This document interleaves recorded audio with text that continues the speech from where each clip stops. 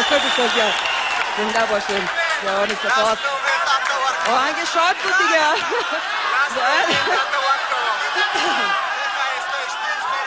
خود در کنسرت ها زیادتر آهنگای شاد باید خوانده شود اگر دیگه باز دلتان تنگ نشه ای دفعه. چطور؟